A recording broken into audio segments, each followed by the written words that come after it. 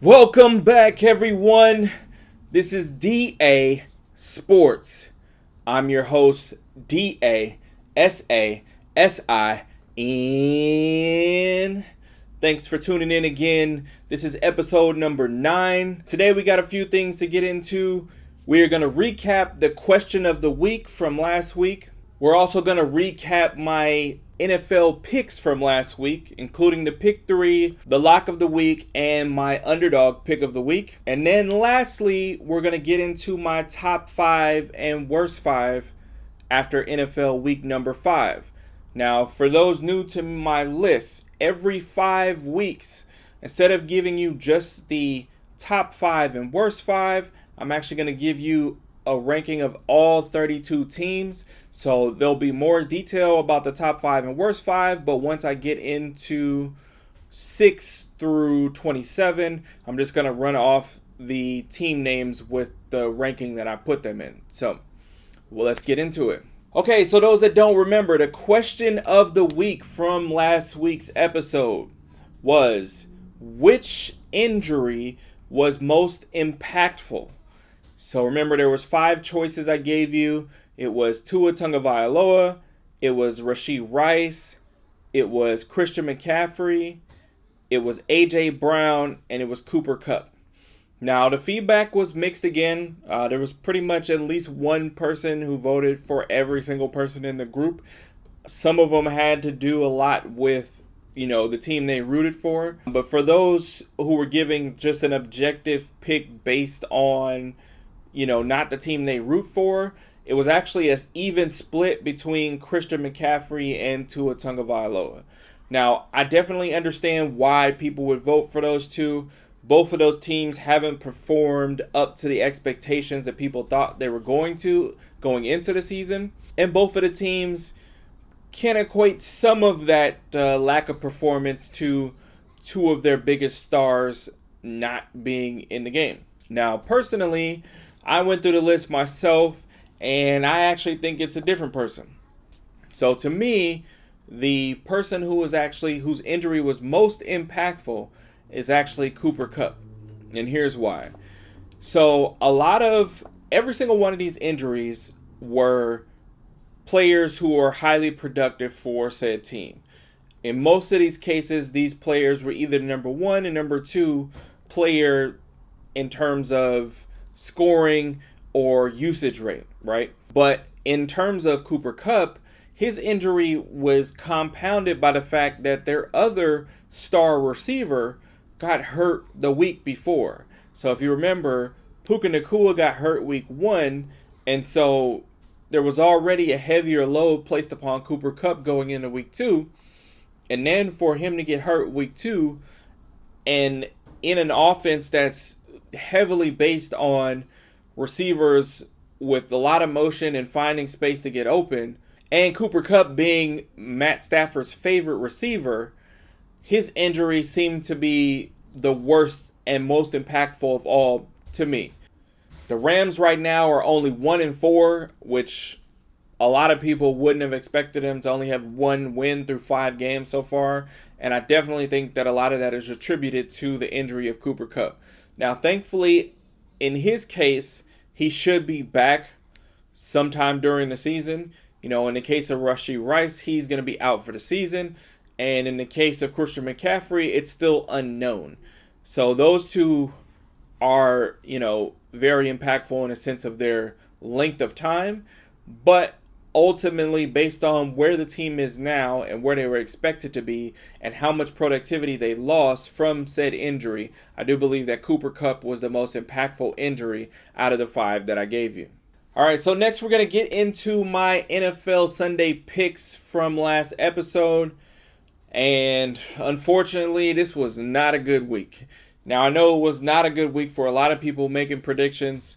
A lot of experts missed on a lot of games. There were a lot of upsets this week that most people didn't see going that way. And I, of course, got lumped into that same batch. So we're going to start with my pick 3. So for those that don't remember, my pick 3 from this past weekend was the New England Patriots, the Houston Texans, and the San Francisco 49ers. So as a whole, I went 1-2, making for my record on pick threes for the season so far 7-5. So I'm still above 500, which is good. Not as great as where I thought I would be, just because I've definitely had about 3 of those that I highly did not expect to happen, including one of the ones this week. So the first one was the Patriots. The Patriots did lose to the Dolphins 15-10. Now, a big part of the reason why I thought the Patriots would be able to get the win is because since Tua's been out for the Dolphins, they haven't been able to get much done offensively. And even though the Pats' offense hasn't been able to do much, their defenses look pretty decent. So I was pretty confident in knowing that the Dolphins weren't going to score 17 points. And they didn't. They only scored 15. The problem was that Miami's defense stepped up enough to hold New England to just 10 points. And that's how they were able to get the win. So it's definitely wrong about that one. We'll see how that plays out when I go into my rankings for this week.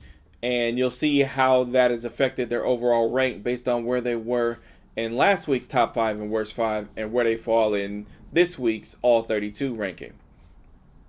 So the next game was the Houston Texans and the Buffalo Bills. So that game I did get correct. That was the only one I got right this week. Houston and Buffalo was a very close game. Honestly, it was a little closer than I expected it to be. And now I think part of that was because once Houston got up a little bit, they kind of relaxed. You know, as a whole, Houston is a young team. And so I don't think they've quite developed that killer instinct of really just putting teams away once they get up. It is something that a lot of younger teams struggle with because you get a little too comfortable. You're not focusing on the details as much. And Buffalo did what they needed to do to get back into the game. They definitely had some questionable decision making and calls being made. When Buffalo got a stop on the Texans punted and pinned Buffalo within the 5-yard line with, I believe, 31 seconds left in the game. And the Bills opted to throw the ball 3 times in a row, all for incompletions, which led to Houston getting a chance to get the ball back and kicking a field goal to win the game. Now, I'm all for letting your best players have the ball in their hands late in the game to make the final decisions.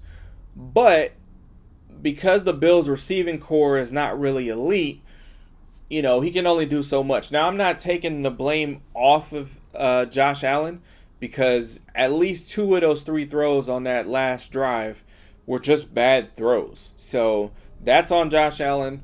But I do feel like once the first 2 downs didn't go well from Buffalo, I feel like they should have at least ran the ball then to make the Texans use a timeout. But they didn't, and it cost them. So the Texans did pull out the win, and so I was right about that one. The last game that I was wrong about was the 49ers and the Cardinals. So the 49ers lost to the Cardinals 24-23. It's definitely not looking good for the 49ers. I don't think anybody predicted that they would be 2-3 at this point in the season. Some people are attributing their record to Christian McCaffrey. I definitely think there are some plays that Mason has where Mason doesn't have the same speed as Christian McCaffrey, to where when he's out in the open field, maybe if it was Christian McCaffrey, he gets more yardage, or maybe he even makes it all the way to the end zone. But I still feel like as a whole, there's just something lacking with the team as a whole. Before, the 49ers were pretty much considered a juggernaut. I feel like they struck fear in a lot of NFC teams, knowing that they probably were the most talented team top to bottom. But this year, I don't feel like that's the case. Nobody seems to fear the 49ers. Even if the 49ers get up, they don't fear being able to come back. Even with all the defensive stars they have flying around, teams have been able to come back even when they were losing and get the win. And this was another example of that, where Arizona was able to come back, get the ball late, and score and pull off the upset. So that was another game that I was wrong about. So that's it for the pick 3. So let's get into my lock of the week. So I definitely seem to have a lock of the week curse. So I've now done the lock of the week 4 times. and I've been wrong 3 of them. So I'm 1-3 on my lock of the week. And this week it was the Seattle Seahawks. I thought they were certainly going to beat the New York Giants. The Seahawks were coming off a close loss to the Lions, and the Giants were coming off a close loss to the Cowboys. And considering the discrepancy between the Lions and the Cowboys, I felt like Seattle would be able to get this win, and they didn't. They lost 29-20. Now, they had a chance at the end of the game to tie it up with a field goal and possibly send it into overtime, but the kick got blocked and ran back for a touchdown, so they lost 29-20. This game was just very disappointing for Seattle Seahawks fans who thought that they were going to be able to get back in a winning streak. Remember, Seattle started off 3-0 and then has since lost 2 games in a row, which ironically happened to 2 other teams too, which we'll get into when we're doing the ranking. But Seattle definitely choked this game away. Good win for the Giants. You know, they were one of the bottom teams on my list, and they definitely have moved up because in the last 2 weeks, even though they lost 2 weeks ago to the Cowboys, they were in the game the entire time. They had some mistakes that led to them losing, but they definitely had an opportunity to win. So good for the Giants getting the win against Seattle. You'll also see their rankings change a lot when I go over my all 32 based on this game. After the lock of the week, we now got to get into my underdog pick of the week. Now, this week, I did say beforehand, I didn't really like much of the lines for the underdog picks.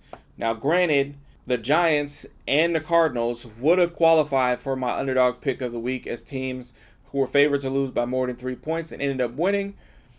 I didn't see either of those teams winning, so I went with the Panthers thinking they had the best chance to win against the Bears, who I haven't fully been impressed with so far this season, and the Panthers have shown to be better than they were the first 2 weeks since Andy Dalton has been back in the lineup.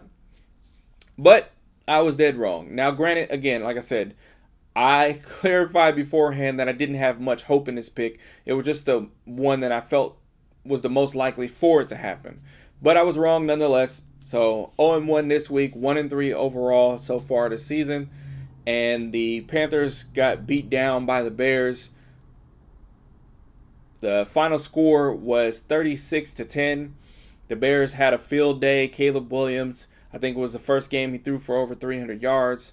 Maybe first or second. I can't remember if he did so the previous week. But nonetheless, the Bears looked a lot better.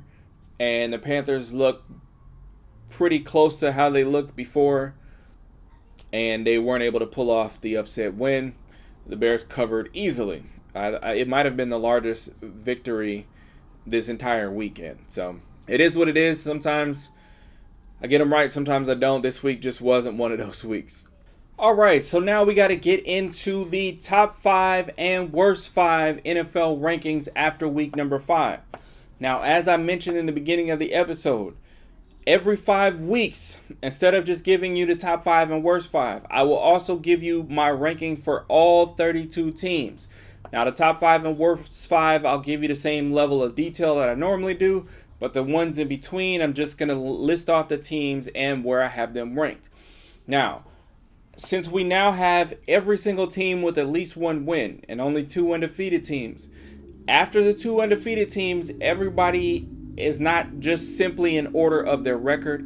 It's based on where I feel their ranking should be today. It's not projection of where I feel they're going to finish the end of the season. It's based on how they've played so far today, who they've beat, who's beaten them, how they've looked in their wins, how they've looked in their losses, and how I feel like they would compare to the other teams ranked above and below them. So, with that being said, let's get into the list. So, starting with the top 5. At number 1, we have the Minnesota Vikings. The Minnesota Vikings are 5-0. They're one of 2 teams still undefeated. And out of the 2 teams that are undefeated, they look to be the most complete team. I would say the number 2 team has a better defense, but it's not as big of a difference as far as the way their offense has been operating versus the number 2 team's offense has been operating. And that's why I feel like Minnesota deserves to be the number 1 team. I felt like they've beaten quality teams. They've faced different types of defenses.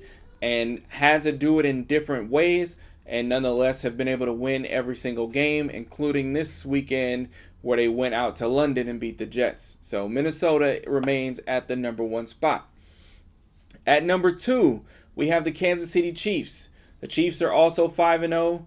They are the last of the undefeated teams.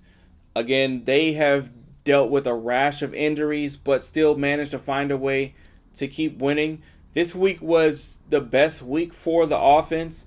Juju Smith-Schuster got really involved. I think they're pretty much trying to replace Rashee Rice's productivity with him. So that should be interesting going forward. So now on to the number 3 team. And the number 3 team this week is the Detroit Lions. The Detroit Lions are 3-1. They did have a bye week this week, but based off of their last performance against the Seahawks, they have looked good and they deserve to stay in that top 5. At number 4, probably the most surprising team in this top 5 is the Washington Commanders. Now, they've definitely been on a roll. Jaden Daniels has looked like a top 10 quarterback all year, even though he's just a rookie. I believe he still leads the league in completions percentage on the season, even though his completion percentage was lower in this week's game versus the previous ones. He's still doing a great job of getting the offense going. They do have a lot of weapons around him, but him being able to orchestrate things and have a good feel for the game, knowing when to take chances and when not to, has been excellent. Way above where people would project him to be at this point in his rookie year. It's kind of looking similar to the way CJ Stroud looked last year, and he's got them in a great position, and they are ranked 4 after week number 5. So speaking of the other quarterback I just mentioned, CJ Stroud, the Houston Texans come in at the number 5 spot. So Houston is at 5. They've also been pretty consistent. They had a great win this week. I mentioned it in my pick 3. They were able to beat the Bills. So it was a great game for them. And they continue to keep it rolling, playing a tougher competition. And CJ Stroud is showing that they haven't lost a step at all.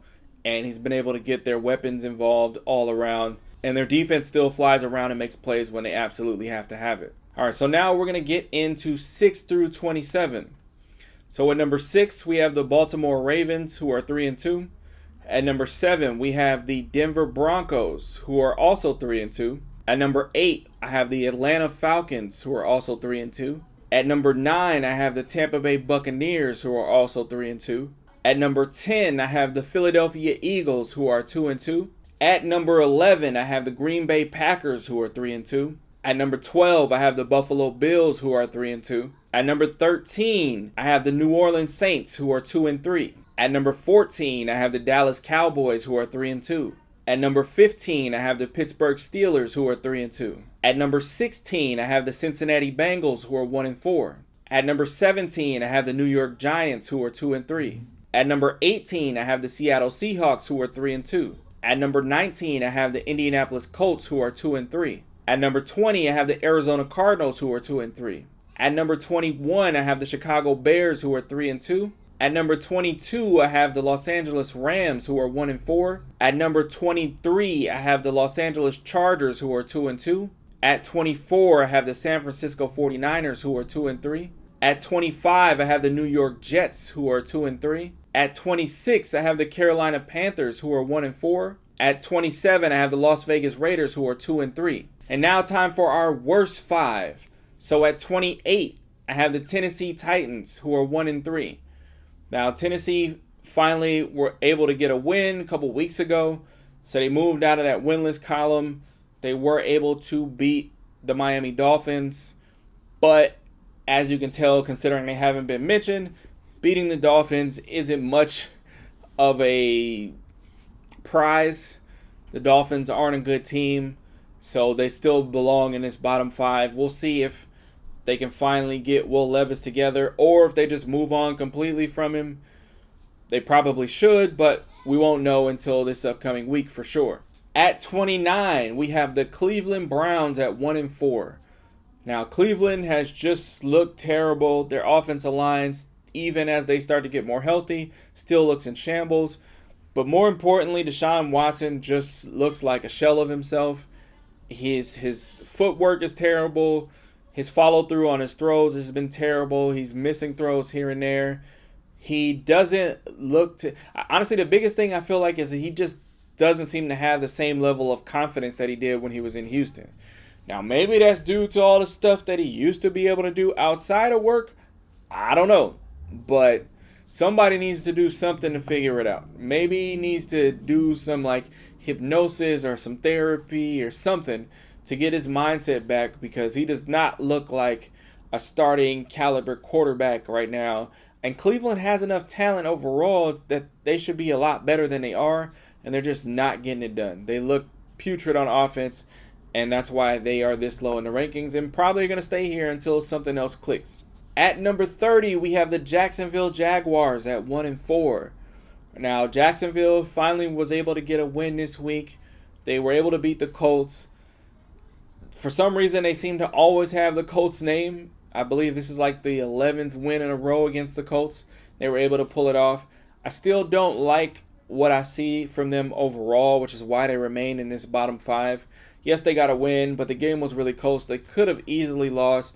Trevor Lawrence was his most productive self in this game, so we'll see if going forward this is actually what he's going to be like for the rest of the season, or if this was just a blip and a one-off thing where they happen to just have the Colts number and were able to get their first win. Nonetheless, it did move them up because they were last before, so now they've moved up 2 spots to number 30th. At number 31, we have the Miami Dolphins. Dolphins are 2-3, and the Dolphins have struggled since Tua was out. They were able to get a win this week, but their win wasn't impressive. The offense still looks terrible. They just were fortunate enough to play another team whose offense is far worse, and that's why they were able to win a game scoring only 15 points. Which brings me to the last team and the worst team in the league. At 32, we have the New England Patriots, who are 1-4. Now, it's crazy because New England did win the first game of the season, and even though most people, like myself, thought that New England was going to be terrible all year, the way they started, I thought, wow, maybe I'm wrong. Maybe they're able to get things going a lot sooner than expected. But over the last 4 weeks, they've kind of shown themselves to be who we thought they were going to be, which is a terrible team. And their loss this week to Miami, only putting up 10 points, kind of spoke more to what we expected from them from the jump. I have heard reports that they might be leaning towards Drake May getting the start this week. We'll see if that actually does occur. But nonetheless, I don't have much hope for where they're going to be going forward. And that's why they remain at the last spot in this week's top 5 and worst 5 rankings. So that's it for this episode number 9. Thank you all for tuning in. I appreciate it. Please make sure you like and subscribe and share the video with as many people as possible. I greatly appreciate it, and I look forward to seeing you all in the next episode. Peace.